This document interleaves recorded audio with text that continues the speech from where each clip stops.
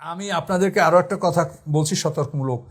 আপনারা মুহূর্তের মধ্যে বলেন হাদিস না মানলে সে কাফের।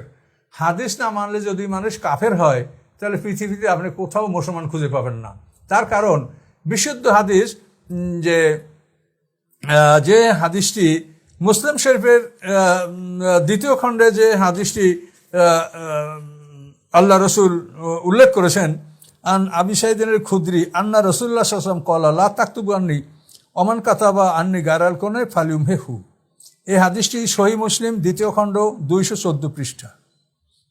এই হাদিসে আল্লাহ রসুল বলেন, আবু সাইদ খুদরি থেকে হাদিসটা মরফু হাদিস, মানে সরাসরি রাসূল থেকে সাহাবীরা রওয়ায়াত করেছেন। এই হাদিসে কোনো দুর্বলতা নাই, এটাকে মরফু বলা হয়। মানে সাহাবীরা সরাসরি রাসূল থেকে হাদিসটা বর্ণনা করেছেন। কি আল্লাহ রসুল বলেন, লা তাকতুবু আন্নী, আমার থেকে তোমরা কিছু লিখো না। অমান কাতাবান্নি গায়রাল কোরআনে, কোরআন ছাড়া যারা আমার কাছ থেকে কিছু লিখেছ ফালিউম, সেটা তো তারা মিটিয়ে দেয়, সেটা তো নষ্ট করে দেয়। আল্লাহ রসুলের এই কথা বিশ্বাস করে সাহাবী, তাবি, তাবুত তাবিন, এই 3 যুগের মধ্যে তারা কোনো হাদিস গ্রন্থ রচনা করে নাই। ইমাম বুখারী, ওনার জন্ম 194 হিজরি, উনি হলেন আওয়ামুন নাস। তার কারণ উনি যদি 182 হিজরির আগে জন্মগ্রহণ করতেন তাহলে উনি তাবুত তাবিন হতে পারতেন। তাবিকে দেখলে তাবুত তাবিন হয়।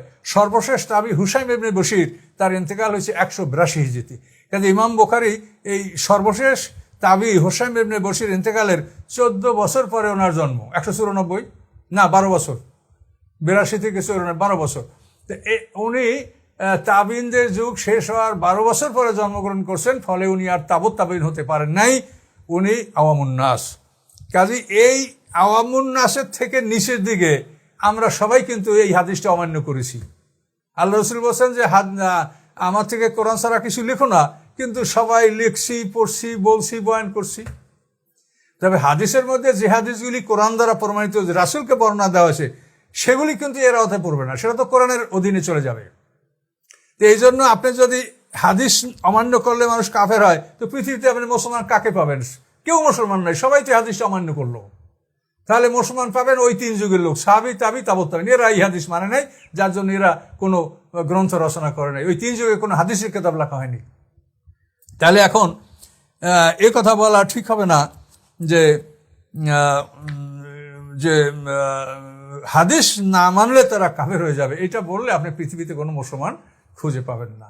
এরপরে এই হাদিস গ্রন্থে যে সমস্ত মানে আজে বাজে কথা লেখা আছে, সেগুলিও খুব অনেক মানে মারাত্মক কথা আছে।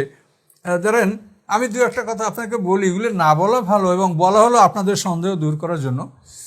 যে আমর ইবনে মাইমুন থেকে একটা হাদিস বর্ণনা আছে বুখারী শরীফে, সহিহ বুখারী, হাদিস নাম্বার হলো 3849। তো ইসলামী ফাউন্ডেশন এই হাদিসটি নাম্বার হলো 3567। আধুনিক প্রকাশনীতে এই হাদিসটার নাম্বার হলো 3562। তো এই হাদিস যেটা সহিহ বুখারীতে 3849 নম্বর হাদিস, আমর ইবনে মাইমুন থেকে হাদিস বর্ণিত আছে। হাদিসটা কি কলা রায়তু ফিল জাহিলিয়াতে কিরাদাতান ইসলামা আলাইহা কিরাদাতুন ফাজানাত ফারাজামুহা ফারাজামতুহা মাহু। হাদিস অর্থ হলো, ওমর ইবনে মাইমুন বলেন যে জাহিলিয়াতে একটা বানরে জেনা করেছে, সেই জন্য অন্য বানররা একত্রিত হয়ে তাকে পাথর মেরেছে, আমিও তাদের সাথে পাথর মেরেছি। তো এখন এই হাদিসটা বুখারী শরীফের হাদিস, নাম্বার বলে দিলাম। এখন আপনি বলেন যে বানর, ওই একটা বানরে জেনা করছে, আর অন্য বানরদের বউ ছিল নাকি? বিয়ে পড়াইছে কে? বুখারী শরীফের এই হাদিস, তাহলে ওই বানরটাই জেনা করছে, আর বানরদের সবাই বৌদ্ধ স্ত্রী ছিল, তাই না? এই বিয়েগুলো কি পড়াইছে এই বানরের? কাজে এই ধরনের কথাও কিন্তু হাদিসে আছে। কাজে আপনারা হাদিসের মলাটের মধ্যে থাকলে এটা হাদিস মনে করিয়েন না। রাসূলের কথা প্রমাণ করেন, তারপর হাদিস, সেটা মানেন, মানা ফরজ। কিন্তু হাদিসের মলাটের মধ্যে লেখা আছে বলে হাদিস, এটা হলো ওই লোকের একটা কথার মতো।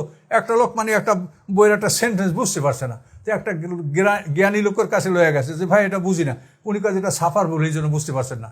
উনি তখন বলে সাফার অক্ষরে কি ভুল হইবার পারে? মানে সাফার অক্ষরে আবার ভুল হয় কেমন? এটা অশ্চর্য হয়ে গেছে উনি। তো আপনারা ওই রকম হাদিসের মলাটের মধ্যে যা আছে এগুলোর মধ্যে কোনো ভুল হইবার পারে না, এটা যদি মনে করেন তাহলে এটা মারাত্মক ভুল হবে। হাদিস মানা ফরজ।